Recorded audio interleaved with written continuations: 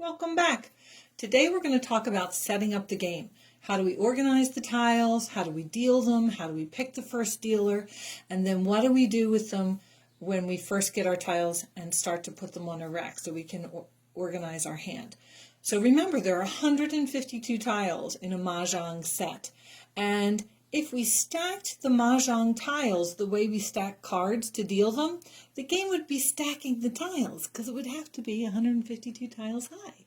So instead of stacking the tiles all on top of each other, we distribute the tiles into what's called the wall. The wall is 19 tiles across and 2 tiles high. And everybody sets up a part of the wall in front of themselves. The part of the wall that is in front of you does not belong to you. We skipped ahead to the wall being finished. So we have 19 tiles across, and it's 2 tiles high. If you see over here, you can see 2 tiles piled high. And remember, what is in front of you on the wall does not belong to you. We just distribute the tiles so they're organized easily. Now we have to decide who's going to deal first. In order to decide who deals first, whoever's closest to the dice picks them up and throws them. So I got a 10. Then the next person goes, and everything goes to the right. So the person on my right is the opposite of what we're used to. It's counterclockwise. Turn goes counterclockwise. Deal passes counterclockwise. So the next person in line is the person to my right. So they would grab the dice and spin, and they got a 3. The next person would do it. They got a 5. And the last person, and they got a 10. So there was a tie. So with a tie, you have what's called a spin-off. 4 and 10. So this person deals first. And I'm teaching back of the card Mahjong, which means back of the National Mahjong League card. And the card that I'll be talking about in these videos is the 2020 card. So now this person has to deal. And they start by dealing from their own side. But just like in cards, we offer a cut for the card, we have to break the wall. Now, not everybody breaks the wall. And remember, whatever table rules you and your table agree to, that is fine. But I'm teaching you back of the card Mahjong, and on the back of the card, you spin the dice, the dealer spins the dice, and they break the wall. It's a way of randomizing where the wall actually starts the deal. So I spin the dice. I got a 5. I pick up one of the die and I give it to the person on my right, because we only have to spin for dealer the very first time we sit down at a session, because after that, deal passes to the right. And I take the other die, and starting from my right-hand side, I count the number equal to both of the dies spun. So I spun a 5. So I'm going to start from here. 1, 2, 3, 4, 5.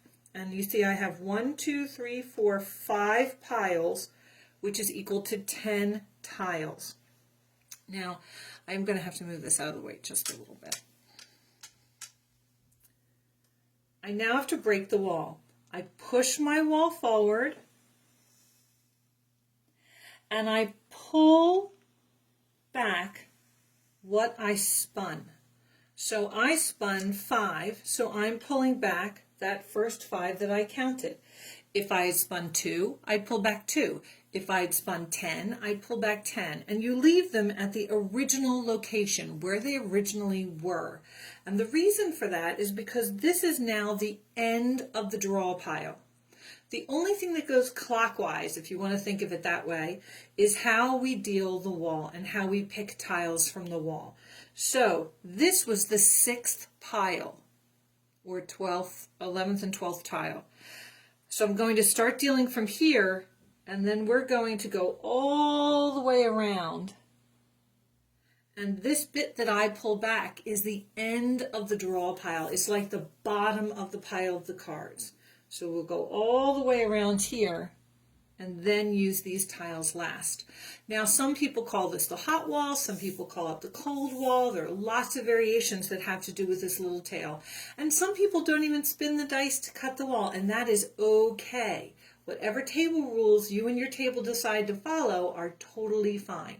So now I'm going to start dealing, and in Mahjong, we get 13 tiles to start with. We win with 14, and we deal tiles 4 tiles or 2 piles at a time, and the dealer gets theirs first. So as dealer, I'm going to take 4, you see, and put them behind my rack. Now I'm not looking at them yet. Then I'm going to go in a counterclockwise deal.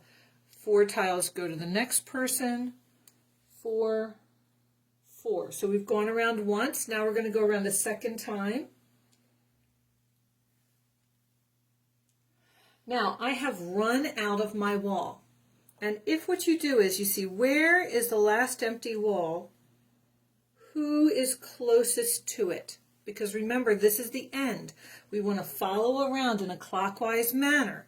So now this person's wall comes out, and this is what we're going to be dealing from. And this is this person's. Okay. And we ended here, so now they get the next 4. So now we've gone around twice, and everybody has 8 tiles. We're going to go around one more time.